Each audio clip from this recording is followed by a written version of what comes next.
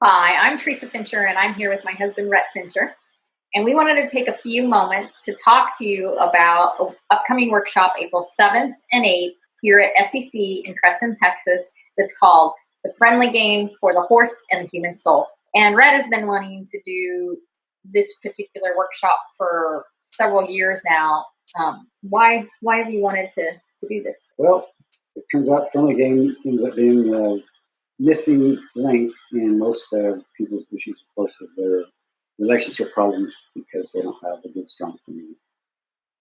And when you look at Rhett and his colt starts and over the years, and those of you that have witnessed him, he takes longer on that first game because he really wants to partner with the horse. And what you'll see is in the colt starts that are coming up that he's going to Colt Start Naturally USA, he takes that time so he can build that relationship, and then they accelerate so much quicker and faster together versus when you don't take that time and it turns into a make situation.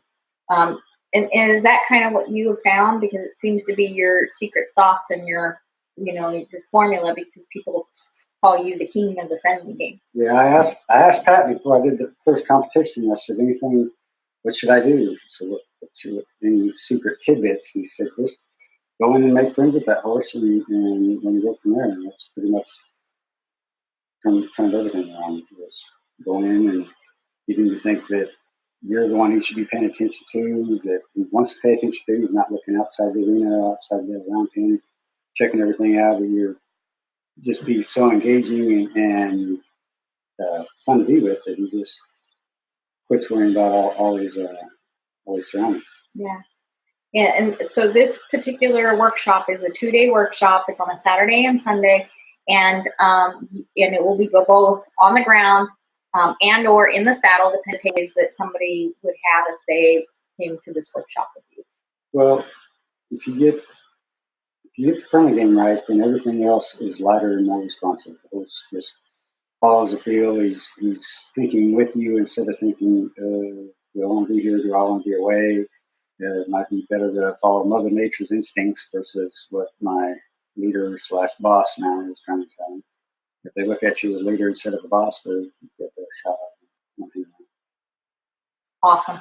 And from my perspective and watching Rhett with the friendly game, if you come to this event you're going to concentrate 2 days on the friendly game. Well, some of the coolest things I've seen happen is in that game and learning what your horse is going to do before what your horse does, and understanding, a green light versus a red light, when you can move forward versus when you shouldn't move forward, when to release versus when to build pressure. And so you're going to learn all those subtleties that Rhett has and that he uses when he starts colts, and when he's restarting horses, and when he's making friends with them. So we hope you join us here in April. If you have any questions, don't hesitate to reach out. We'll see you soon.